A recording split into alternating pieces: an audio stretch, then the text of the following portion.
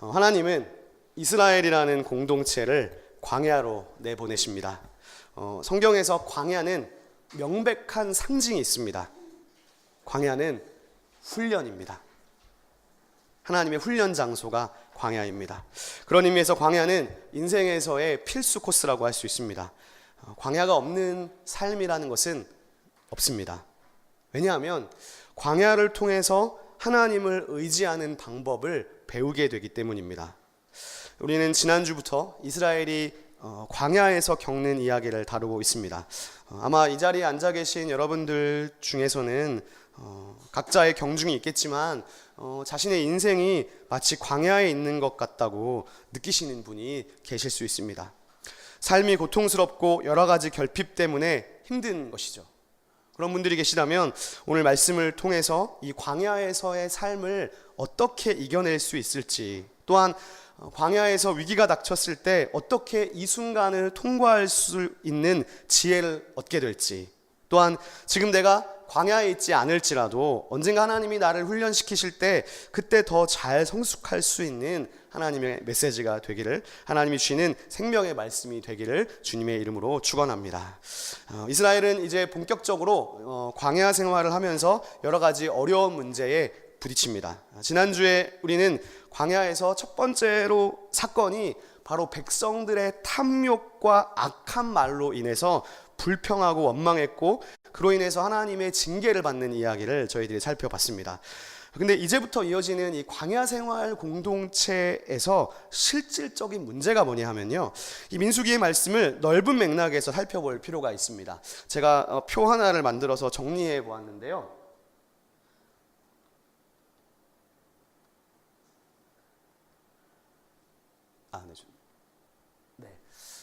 표 하나를 정리해 보았는데, 이 표를 보시면 이 전체의 흐름을 한눈에 보실 수 있습니다. 우리가 이 말씀 여러 각도로 볼 수 있지만 이 민수기 11장부터 나오는 사건들이 이제 읽어보시면 다 다른 이야기인 것 같은데 하나로 흐르는 중심이 있어요. 그게 뭐냐 하면 바로 모세의 리더십에 대한 도전이라는 겁니다. 지난주 11장에는 모세에게 고기 먹고 싶다고 원망을 했고, 오늘은 미리암과 아론이 모세를 비방하고, 다음에 나오는 13, 14장은 가나안의 민족들을 보고서 두려워하면서 모세에게 원망합니다. 그리고 15장에는 율법이 나왔다가 16장에 이제는 지휘관들이 모세를 거스르는 이야기가 나타납니다. 그러니까 지금 우리가 보는 이 전체적인 큰 맥락 속에서 하나의 다른 사건들이지만 하나의 중심 주제가 있다면 바로 모세에 대한 도전이라는 거예요. 즉 모세에게 원망과 불평을 해서 모세를 힘들게 하는 이야기가 계속 나타나고 있습니다. 근데 생각해보면 공동체라는 것이요, 리더가 무너지면 다 무너지는 것입니다. 전 어떻게 보면 이 마귀가 이스라엘 공동체를 방해하면서 타겟을 모세로 정한 것이 아닌가. 그래서 백성들의 마음에 탐욕을 집어넣고 그로 하여금 지도자 모세를 괴롭히고자 작정한 것 같습니다. 여러분, 이 모세는요, 여러분 어떻게 알고 계시는지 모르겠지만 단순한 지도자가 아닙니다. 지도자이면서 동시에 예언자예요. 구약 성경에서 이 지도자가 동시에 예언자인 경우는 모세밖에 없다고 해도 과언이 아닙니다. 다윗도 예언자로서의 기능을 하지만 다윗이 사실 직업적으로 예언자였다고 보기는 어렵습니다. 즉 모든 이스라엘 역사 속에서 어떤 지도자이고 리더들 중에서 예언자가 리더를 했던 경우는 거의 없다고 봐도 됩니다. 왕들을 살펴보면 대부분의 왕들은 다른 예언자를 통해서 하나님의 음성을 듣지 왕이 직접적으로 어떤 예언적인 역할을 하는 경우는 없었습니다. 근데 모세는 하나님과 직접 소통하고 하나님의 음성을 전하는 예언자이면서 동시에 지도자였다는 거예요. 그래서 성경은 지금까지의 역사 속에서 이런 예언자는 존재한 적이 없다, 그런 말을 합니다. 신명기 마지막 장에서요. 최고의 리더십이죠. 믿음도 좋고 결단력도 있고 카리스마도 있으면서, 게다가 모세는 자기의 사적인 이익을 취하는 사람이 아니라 오히려 백성들을 위해 중보하고 기도하는 그런 전무후무한 지도자라고 성경이 평가하고 있는 것입니다. 저희가 에스라 바이블 스터디를 하면 우리 기숙자매가 다윗에 대한 평가가 상당히 야박하세요. 성경을 하다 보면 다윗을 상당히 이제 야박한 점수를 주시는데, 제가 모세는 자신 있게 말씀드릴 수 있습니다. 모세는 정말 다른 사람과는 정말 다른 차원의 모습을 가지고 있는 것 같아요.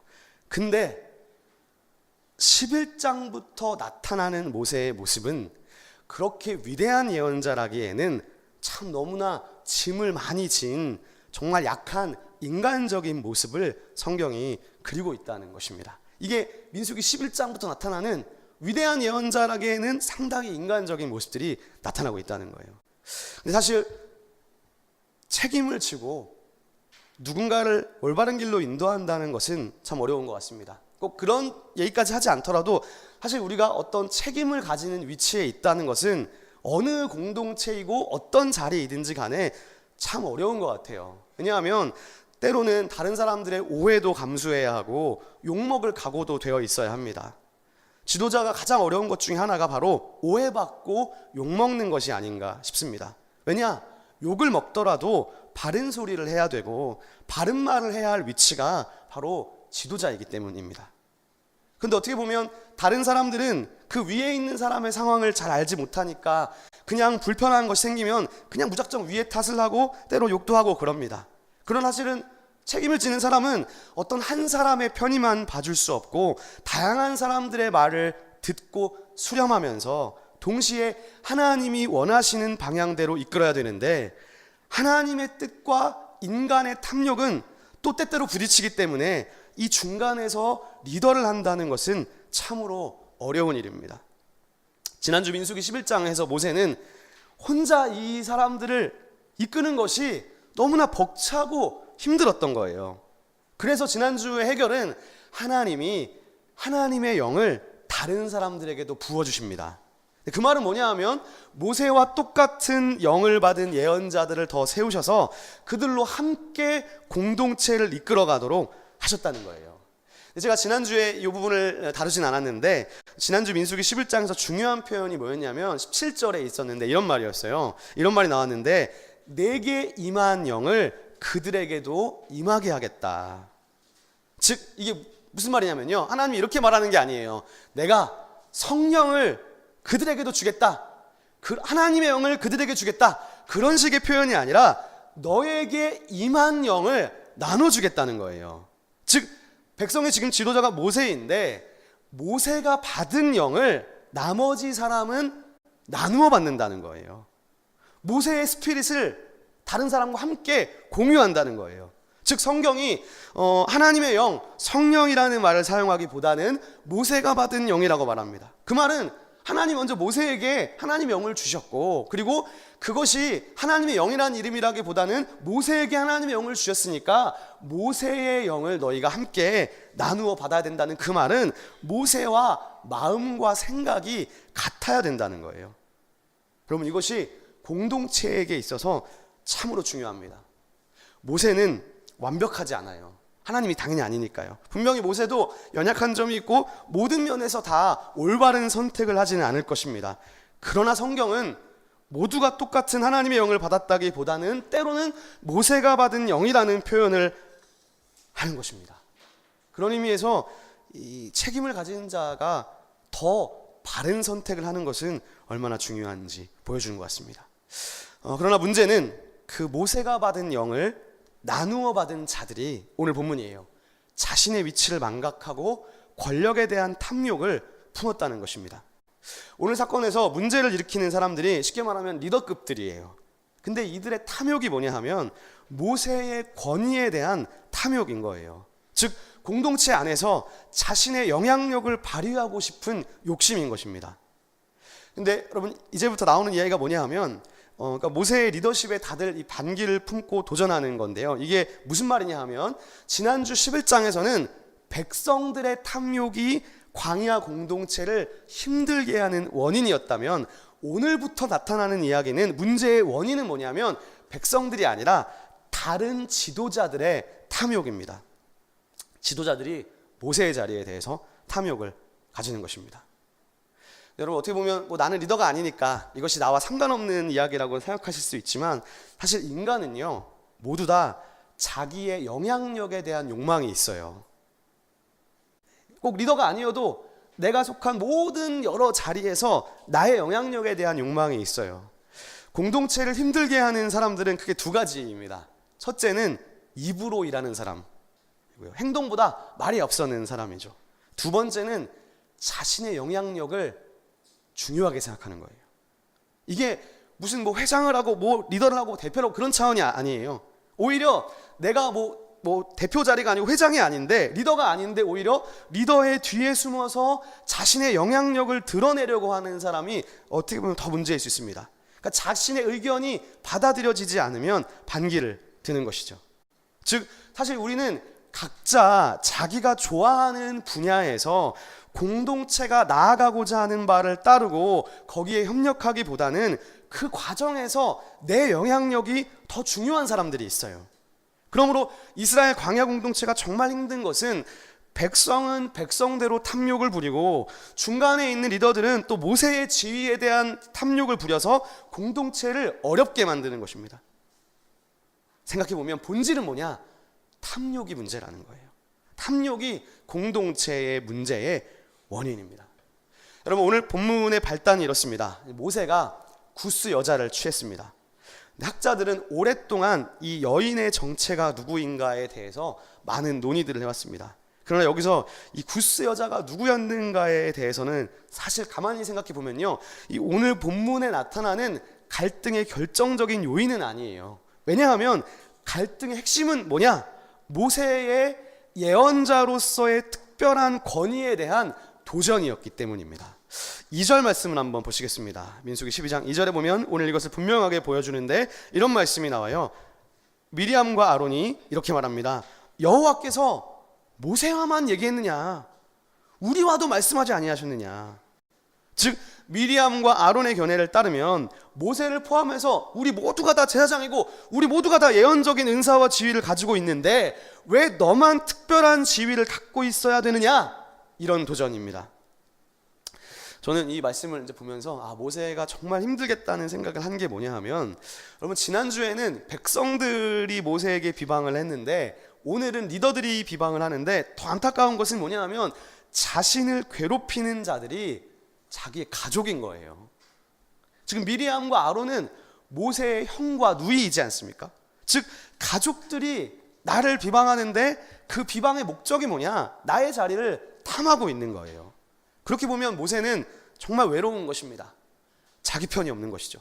가족들마저도 나의 자리를 탐욕적으로 보고 있는 것입니다.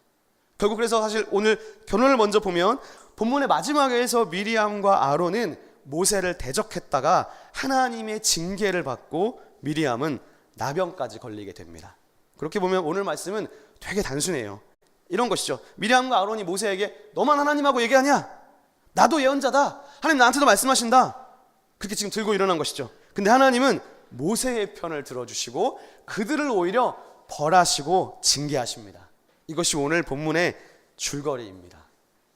자, 근데 오늘 제가 말씀에서 생각해 보고 싶은 것은 뭐냐 하면, 이렇게 단순한 줄거리 속에서 오늘 성경이 중간에 쏙 집어넣은 잘 어울리지 않는 듯한 구절이 뜬금없이 나옵니다. 그게 뭐냐? 바로 3절 말씀입니다.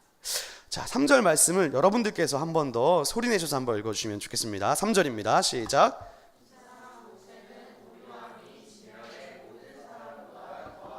자, 여러분 오늘 이제 갑자기 여기를 지금 접하셔가지고 느낌이 없으실 수도 있는데 이 구절이 조금 뜬금없어요. 왜냐하면요, 본문을 잘 보세요. 만약에 3절을 딱 빼고 2절과 4절을 읽으면 본문이 되게 자연스럽게 흐름이 흘러갑니다. 즉 3절은 마치 없어도 되는 구절처럼 여겨집니다. 2절과 4절의 흐름을 방해하고 있어요. 근데 이 본문을 잘 생각해 보면 민수기 12장 3절을 중심으로 오늘 본문의 흐름에 반전이 일어나고 있어요. 1절과 2절은 미리암과 아론의 비방이 나오고 4절은 그것에 대한 하나님의 반응과 응답입니다. 그렇다면 이런 생각할 수 있어요. 3절은 하나님의 반응을 이끌어낸 결정적인 요인이라는 것이죠. 그게 뭐냐? 모세의 온유함이라는 거예요. 여러분, 온유라는 말이 참 중요한 이유가요, 신약에서는 예수님이 이런 얘기를 했어요. 온유한 자가 땅을 차지할 것이다. 물론 예수님의 그 말은 시편의 말씀을 인용한 것입니다. 그리고 또 예수님은 마태복음 11장에서 이런 얘기 하셨어요. 나는 마음이 온유하고 겸손하니 나에게 배우라. 그리하면 너희 마음이 쉼을 얻을 것이다. 예수님의 온유를 배우면 너희 마음이 쉼을 얻는다는 거예요. 즉 온유는 예수님의 성품이고 모세는 또 최고로 온유한 사람이라고 성경이 평가합니다. 그렇다면 온유한 자가 되는 것은 예수님을 닮는 것과 같은 것이구나. 모세가 온유하다는 것은 모세야말로 예수님의 성품에 가장 근접한 자이구나, 그렇게 볼 수 있습니다. 그리고요, 바울 사도는 온유함을 가리켜서 성령의 9가지 열매 중에 하나에 속하는 아주 중요한 그리스도인의 덕목으로 이야기합니다. 그리고 오늘 사건에서 하나님이 모세를 인정하시는 결정적인 원인이 뭐냐? 모세의 온유함이라는 거예요. 제가 오늘 말씀을 준비하면서 몇 년 전에 2017년 초반에 어떤 분하고 카톡 대화를 나눴던 것이 생각이 났어요. 제가 갑자기 뜬금없이 제가 그분께 주중에 한 목요일쯤에 연락해가지고 이거를 제가 오픈해도 되냐고 허락을 받았습니다.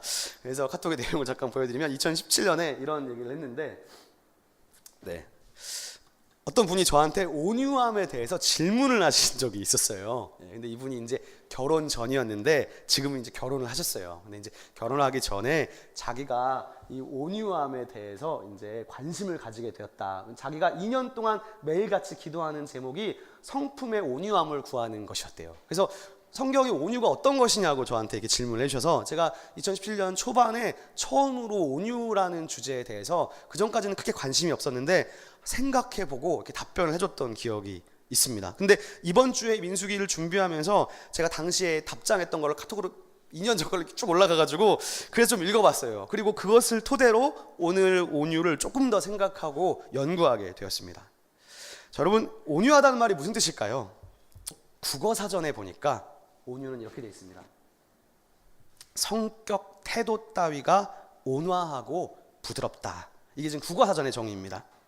그리고 제가 한글 성경과 영어 성경을 찾아보았는데, 한글 성경은 새번역, 카톨릭, 공동번역은 모두 다 이거를 겸손하다라고 번역했어요, 이 낱말을. 그리고 영어 성경은 제가 영어 성경 여러 가지 찾아봤는데 TNK, NJB, NASB, NIV, 킹제임스 역을 찾아봤는데 모두 다 humble이라고 겸손하다는 뜻으로 옮겼습니다. 그리고 ESV는 meek라고 번역했는데 이거 사전을 찾아보니까 참을성 있는, 온화한, 이런 뜻을 가지고 있습니다. 자, 여기까지는 별로 문제가 없어 보여요. 그렇다면 원문에서는 온유라는 낱말이 어떤 단어로 쓰였느냐가 조금 중요할 것 같습니다.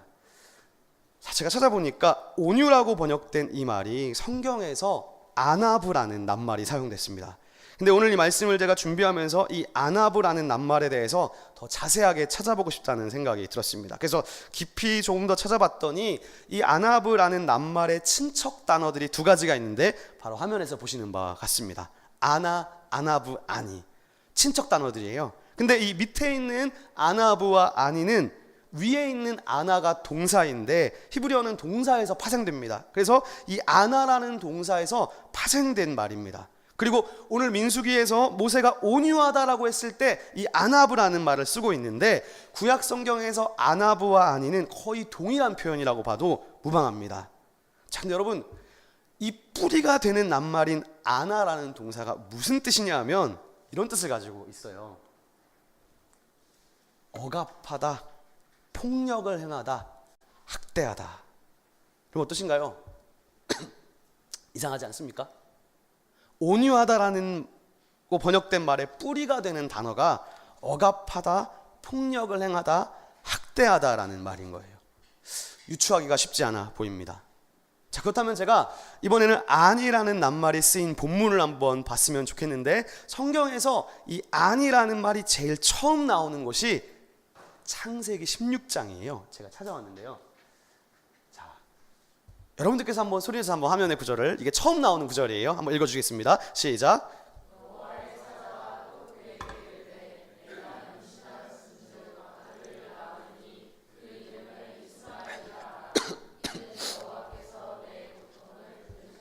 아멘. 이것은 지금 하나님의 사자가 아브라함의 여종이었던 하갈에게 하신 말씀입니다. 여기서 어떤 낱말인 것 같으세요? 아니가?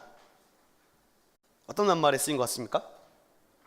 여기서 고통이라는 단어로 번역되었습니다. 출애굽기 3장 7절에도 아니라는 말이 나오는데 이렇게 나타납니다. 여호와께서 이르시되 내가 애굽에 있는 내 백성의 고통을 분명히 보고 그들이 그들의 감독자로 말미암아 부르짖음을 듣고 그 근심 알았다. 여기에서도 고통이라는 낱말이 번역된 거예요. 그러니까 민수기에서는 온유로 번역됐는데 다른 본문에서는 똑같은 단어가 고통으로 번역되는 거예요. 그러면 이 온유라는 말이 고통과 연관이 된 말인가? 그런 생각이 듭니다. 즉 우리가 아는 국어 사전의 온유와는 조금 뉘앙스가 다른 것 같기도 합니다. 한 구절을 더 보겠습니다. 출애굽기 22장에도 나오는데 이런 말씀이 나와요. 내가 만일 너와 함께한 내 백성 중에서 가난한 자에게 돈을 구워주면 너는 그에게 채권자 같이 하지 말며 이자를 받지 말아라. 여기에서 아니라는 말은 가난한 자로 번역됐습니다. 자, 그렇다면 여러분 우리가 여기서 온유라는 말은 아예 일단 잠시 제쳐놓고 원래 낱말의 본질적인 의미를 찾아봐야 될 것 같은데 원래 동사 아나는 억압하다, 폭력을 행하다라는 말이 있었어요. 그리고 거기서 파생된 아니라는 말은 고통 그리고 가난한 자라는 말로 넓게 사용되고 있습니다. 그러면 여기까지 우리가 생각해 볼 수 있는 것은 아니라는 말이 누군가에게 학대를 당하고 고난을 당하고 억압받아서 고통당하는 사람이구나. 그래서 그 사람이 가난하구나. 이렇게 볼 수 있습니다. 자, 그렇다면 이제 오늘 민수기 12장 3절에서 쓰인 아나브라는 말이 쓰인 것을 찾아보면 좋을 것 같습니다. 제가 다 찾아봤는데 진짜 흥미로운 게 뭐냐 하면 성경에서 23절에서 25번밖에 안 나오는 말이에요. 근데 이 말이 처음 나오는 것이 바로 민수기 12장 3절입니다. 그리고 모세오경에 한 번도 안 나옵니다.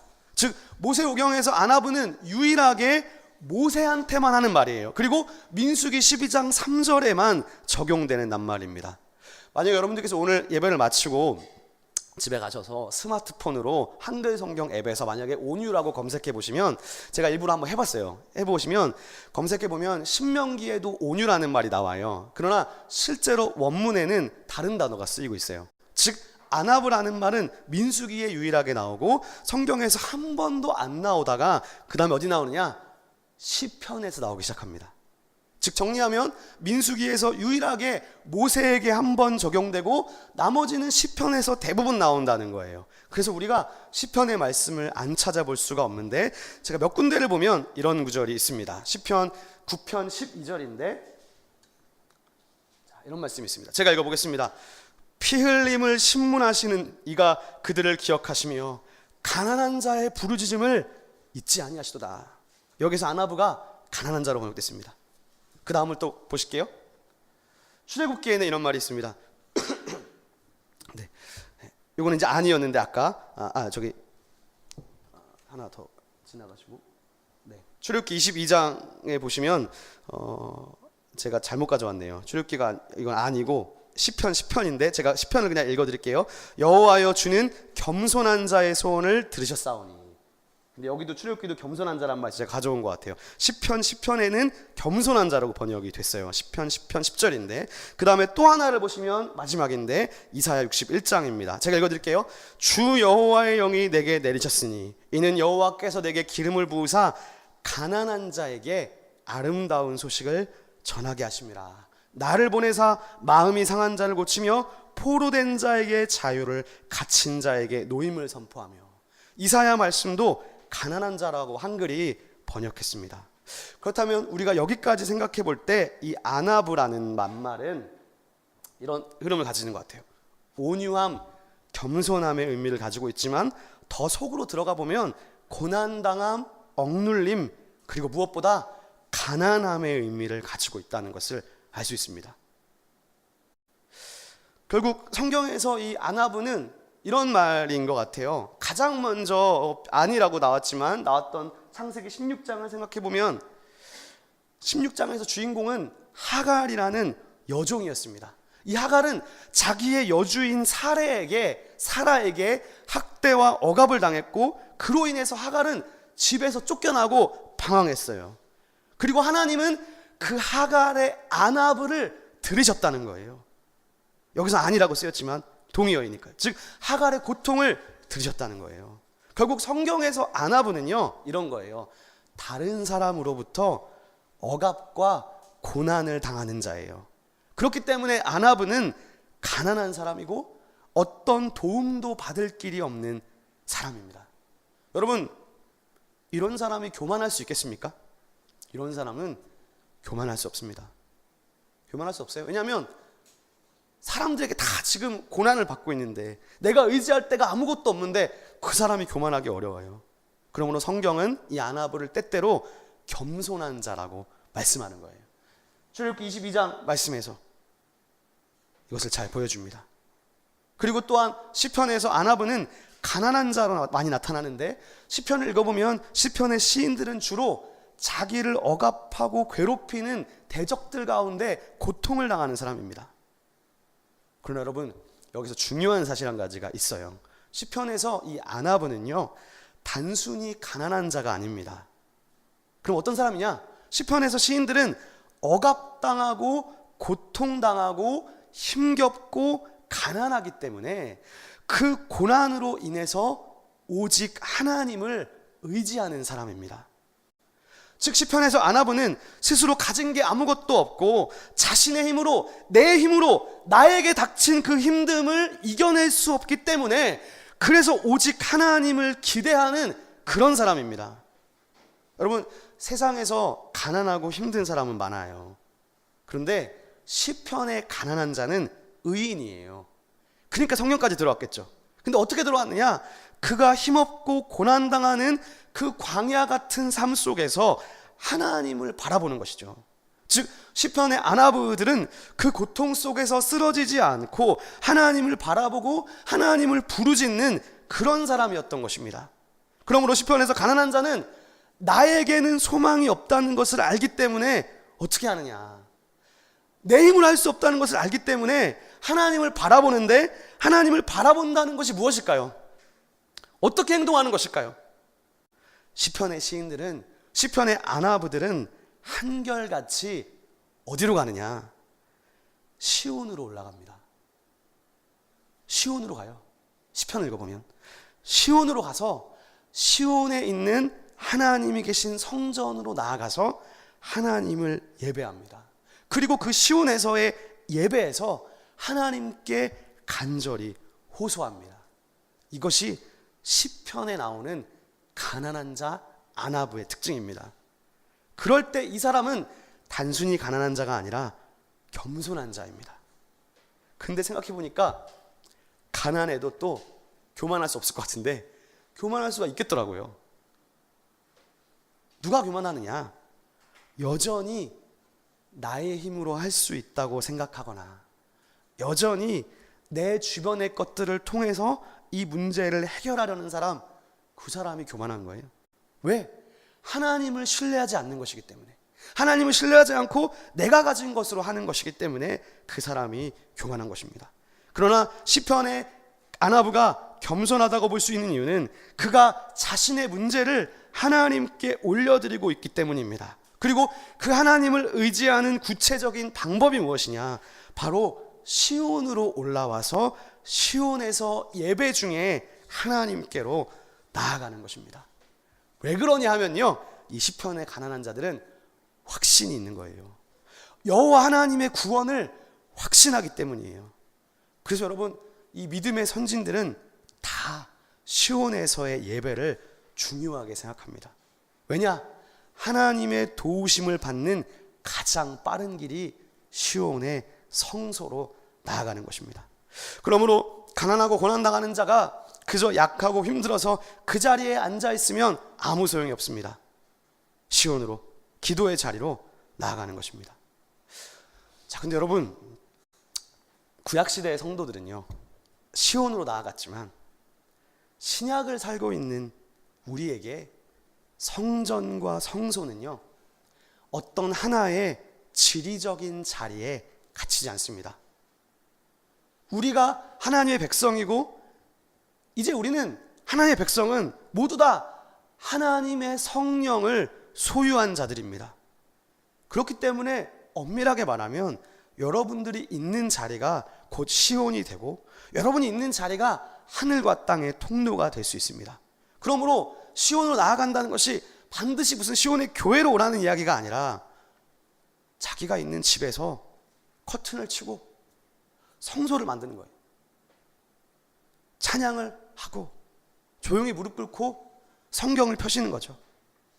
특히 저는 시편을 펴라고 하고 싶어요. 왜냐하면 시편은 또 하나의 성소이기 때문입니다. 시편을 펴서 시편 안에 담긴 가난한 자의 기도들을 읽고 그 말씀을 소리내어 읽으면 그 시편의 기도자의 기도가 나의 기도가 됩니다. 그렇게 이 말씀을 읽고 하나님 앞으로 나아가면 그 자리가 곧 성소가 되고 그 자리가 하나님이 임재하시는 장소가 되는 것입니다. 오늘 이 아나브 구절을 담은 제가 마지막에 보여드린 이사야 61장 말씀을 화면에 보시면 아나브는 가난한 자로 번역되었습니다. 그런데 이사야 61장은 이렇게 말해요. 가난한 자는 곧 마음이 상한 자이다. 가난한 자와 마음이 상한 자가 평행을 이룹니다. 여러분, 마음이 상했다는 것은 히브리 원문상으로 보면 마음이 심장이 깨졌다는 거예요. 표현이 심장이 깨졌다는 거예요. 마음이 상했다는 것은 고난으로 인해서 그 생명의 중심인 마음에 타격을 받은 사람입니다. 그런데 성경에서 시편에서 마음이 상한 자는 상한 마음에 절망하지 않습니다. 절망하지만 절망 속에 갇히지 않습니다. 왜냐하면 하나님이 마음이 상한 자를 받아주실 것을 확신하기 때문입니다. 여러분, 그런 의미에서 오늘 모세의 이야기로 다시 한번 돌아보겠습니다. 모세가 온유하다는 것은 어떤 것일까요? 성경은 모세를 가리켜서 땅 위에 사는 그 어떤 사람보다도 가장 아나부한 사람이랍니다. 아나부는 문맥에 따라서 가난한 사람이 될 수도 있고 겸손한 사람이 될 수도 있습니다. 그런데 어떻게 겸손하느냐? 우리가 아까 여러 시편과 창세기 구절들 속에서 살핀 바와 같이 성경에서 아나부는 주로 다른 사람에게 고통을 당하고 괴롭힘을 당해서 그 고통 속에서 신음하는 사람입니다. 그런 의미에서 모세가 아나부하다고 할 때 그 맥락이 고난, 고통, 억압, 그리고 겸손까지 모두가 다 포함된 문맥이라고 볼 수 있습니다. 왜 그럴까요? 오늘 모세는 이스라엘 백성의 뛰어난 지도자였지만 백성들에게 원망과 불평의 소리를 들으면서 매우 지쳐 있는 거예요. 지난주 11장에 나타난 모세의 기도를 보면 하나님 앞에 기도하면서 자기가 감당하기 어렵다고 막 부르짖었어요. 근데 오늘 12장에서는 이제 백성들뿐만 아니라 나와 가장 가깝다고 할 수 있는 측근들, 모세의 형과 누이가 자기를 대적하는 거예요. 즉 가장 가까운 가족들이 다른 사람들이 보는 앞에서 내가 가진 이 자리를 차지하려고 온갖 경멸과 무시로 모세를 비난했다는 것은 정말 모세가 얼마나 힘들었을까. 자신의 가족들마저도 나의 편을 들어주지 않고 오히려 가족들이 나를 괴롭히는 그 상황을 얼마나 감당하기 힘들었을까, 그런 생각을 합니다. 그런 맥락에서 성경이 모세를 아나부하다고 하는 것은 저는 중의적인 의미가 있다고 봐요. 즉 오늘 모세가 고난의 상황 가운데서 다른 사람들에게 고난을 당하고 억눌린 상태임을 보여주는 맥락인 거예요. 그러나 성경이 모세를 아나부하다, 온유하다라고 말하는 것은 바로 이런 자신을 공격하는 사람들이 있지만 그 상황에서 모세의 태도를 보여주는 것이라고도 볼 수 있습니다. 여러분, 오늘 본문을 보면 모세가 무슨 말을 했다는 이야기를 찾아보기 어려워요. 지금 미리암이 막 모세에게 달려들잖아요. 2절을 보세요. 하나님이 너하고만 얘기했느냐? 우리하고도 말씀하셨다. 근데 그런 모세를 향한 악한 말을 듣고 모세가 어떤 반응을 하지 않습니다. 그런데 4절로 가니까 이런 표현이 나와요. 무슨 표현이냐? 갑자기란 말이 나와요. 갑자기라는 것은 지금 예상치 못한 상황이라는 거예요. 그리고 그 주어가 여호와입니다. 오늘 본문에서 모세는 그들에게 대항해서 뭘 하는 것이 없어요. 모세는 자기를 향한 비방과 공격에 침묵합니다. 어찌 보면 모세를 온유하다라고 할 때 이 아나브는 바로 이런 모세의 모습을 보여주는 것이 아닌가 싶습니다. 자신을 향한 공격에 침묵하는 것이죠.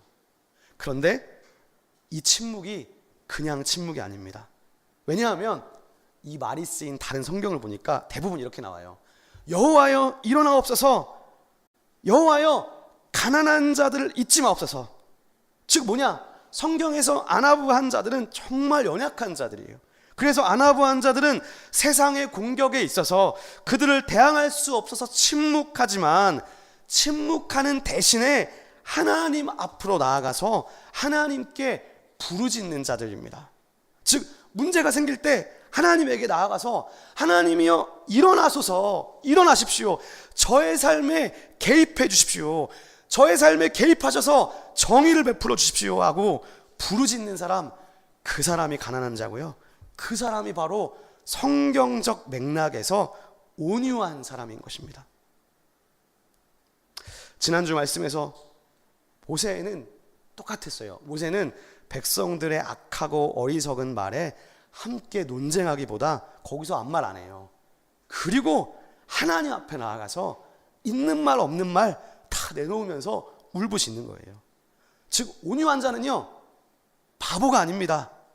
세상 사람들의 공격과 세상 사람들이 악한 생각으로 나를 공격하고 학대하고 억압할 때 온유하다는 게 거기에 저항하지 않고 바보같이 때리는 대로 맞는 자가 아니에요. 오히려 자신의 힘으로 이 상황을 타개할 수 없음을 깨닫고 그 자리에서는 침묵할 수밖에 없지만, 그러나 그는 하나님 앞으로 나아가서 하나님께 매달리는 사람입니다. 왜냐? 모세가 아나바다는 것은 그가 하나님을 확신하고 그가 하나님을 신뢰하기 때문입니다. 그래서 나의 억울함을 반드시 하나님이 풀어주실 것을 믿기 때문에 그 악한 자들의 태도에 온화하고 담담하게 대처하는 거예요. 하나님을 신뢰하기 때문입니다. 그러므로 온유한 자는 하나님의 개입을 잠잠히 기다리며 그분을 신뢰하는 자, 그가 바로 온유한 자이고 그가 바로 모세인 것입니다. 말씀을 마무리하고자 합니다. 지난주에 이어서 오늘도 연결되는 지점이 하나 있습니다. 뭐냐 하면 2절입니다. 여러분들께서 2절 말씀을 한번 읽어주시겠습니다. 시작.